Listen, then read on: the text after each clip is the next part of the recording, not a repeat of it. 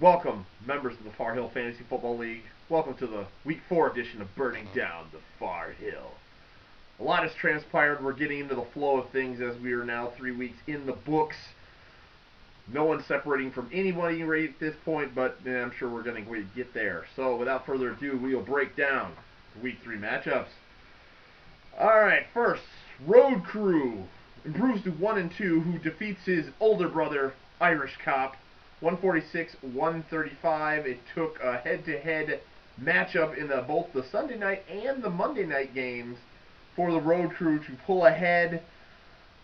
Road Crew is led by Deshaun Jackson's 48 outstanding points against, who do you play? I forget already. Is in Eagles and is the Vic Experience. We'll get into the Vic Experience later. Well, yeah, all I can say to the Irish Cop is that's a lot of points that was left on your bench. So I don't know if I should change the efficiency challenge to you, but that's a lot of points to leave on one's bench. So you can clearly look to see where your downfall was. But Road Crew prevails, moves to 1-2, gets his first victory of the season. Irish Cop falls to 1-2. So that is that matchup.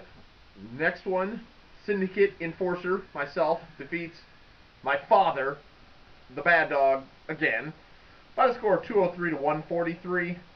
I was led by Michael Vick in the Michael Vick Experience. It's coming back, people. If you don't get out of the way, you'll just be run over by it. The Michael Vick Experience and the whole little circus ride and everything, it's back. It's back. So I will be riding that wave. Bad Dog, after winning, the first one, and who was alone in first place in the division by himself, he's got 2 straight losses on his hands and looking to regroup with his Week 4 opponent, which we'll get to in a minute. Next matchup, John Boy's Special Sack Nasties over Master Fu. Well, John Boy wins, 182-138. He, in the process, makes my picking against him, I'm now 1-2. So, yeah, okay, we'll take that for what it is.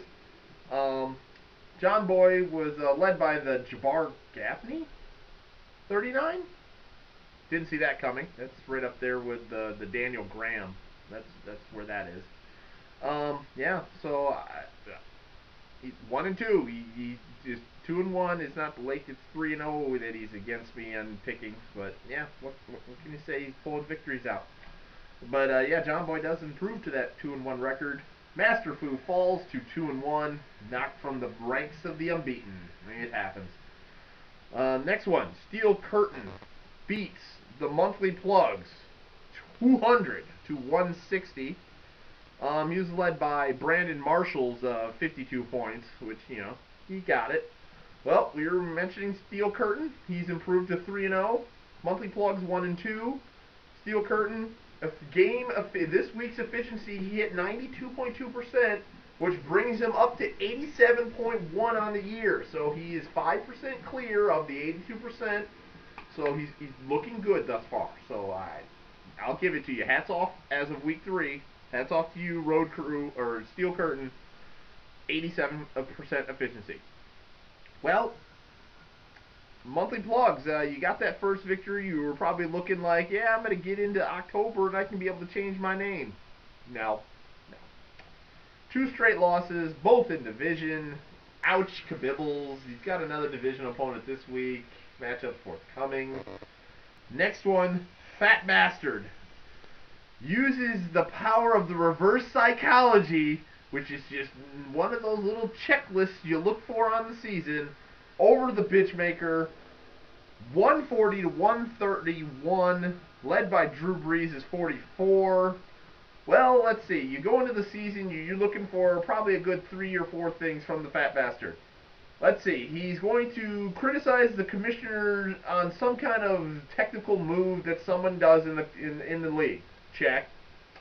He's going to then use the reverse psychology when he's clearly ahead. Not like on 5 o'clock on Sunday, he's up by like 40 points. Drops the reverse psychology card because he's waiting for the impending doom. Impending doom never happens. He gets victory. that comes up, check, burned it in week 3. It's kind of early for it. I figured you'd wait till a crucial moment in the season. I didn't realize week 3 is crucial. But there's another one coming. There's going to be the losing of 2 games in a row, and then there's going to be the threat of a fire sale. So I'll wait for that one. Like I said, it will happen. These 3 things happen like clockwork every season. It's just a matter of when do they happen. So we'll look for that one. So congratulations, Fat Bastard. You're 2-1. Bitchmaker falls from the ranks of the unbeaten to 2-1. And last, Doofenshmirtz Evil Inc., which this week I've been educated that this is a part of some kind of kids' cartoon show. I would not have known that if he did not put that up there and then someone thus explained it. Who knew? Wow.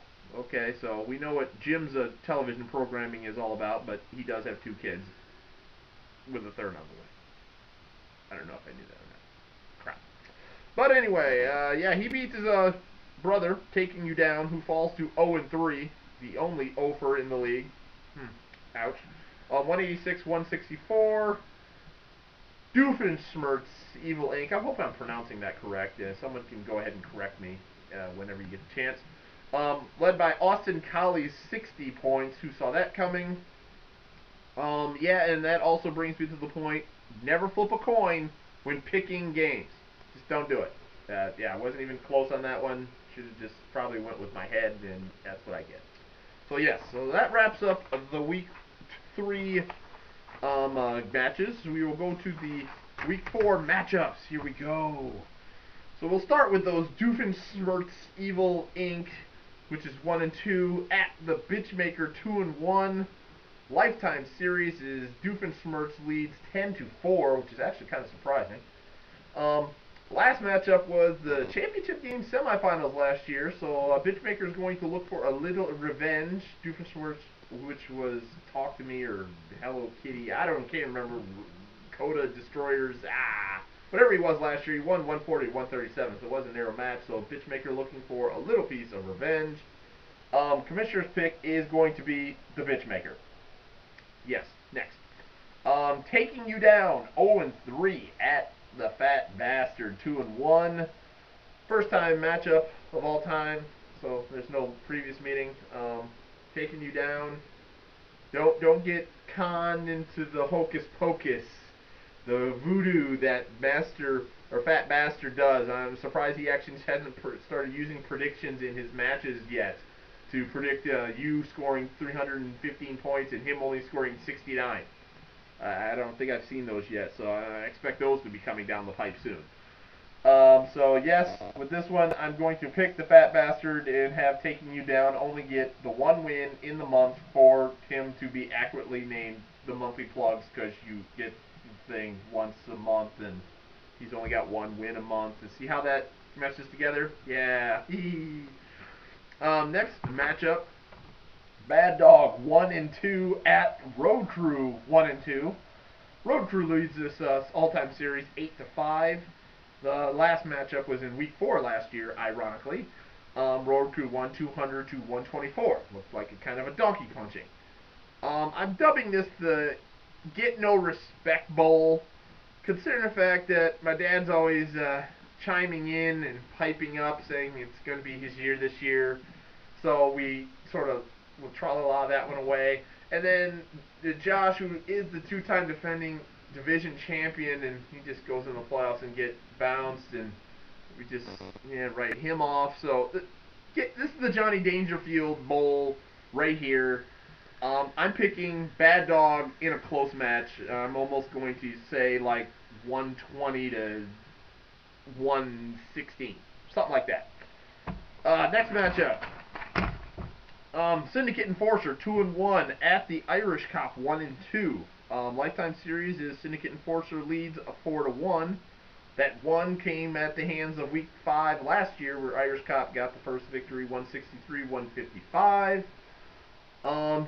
Pretty much this is going to be the I figured the upper echelon of the Away Boys division. So big time matchup here. I'm of course picking myself, but it's going to be a lot closer than I think. So yeah, me close. I expect a high-scoring affair. Next matchup, monthly plugs 1 and 2 at those John Boys Special Sack Nasties. First meeting all time, no previous histories, nothing really to rant. I don't think. Oh wait, the one thing I do is for the first time of the year, I will pick the Sag Nasties. So there, it's then. Wait, I'm going to stand up. I'm going to move this back. I'm picking the Sag Nasties, and I'm standing up when I'm doing it. So there. Alright, so enough of that. Sag Nasties over monthly plugs. And last, we have the undefeated, only one left, Steel Curtain 3-0 at Master Fu 2-1. Master Fu leads the series 5-3, which is also surprising. But, whatever. Last meeting was week 1 last year, where Steel Curtain won 247 to 169. Kind of a donkey punching. Master Fu, I was thinking about picking you until I looked at the bye weeks and I see that you don't have Adrian Peterson. So that means the pick's going to be Steel Curtain. That's really all I got for that. So, yeah, there we go. There's some week 4 picks for you. News and notes on the league. There's not a whole lot other than the fact that on November 21st, looks like I do have the code clearance to have a gathering here at my house for some football watching activity. And thanks to the fine people at DirecTV, it looks like I've got some free NFL tickets weekends to use, so I will be having those there. So I will have all games on tap, as long as this thing is not some big scam thing, but I'll find that out this weekend. But as long as that goes through, I will have all games on tap, so we will have a birthday / football party here at the Irvin residence. So I would say if you can come on over and hang out for the day, come on over and hang out. We'll party it down in the man cave. So with that, I bid everyone adieu and hope everyone's having a splendid week thus far. And we'll see everybody on the gridiron action on Sunday. Late.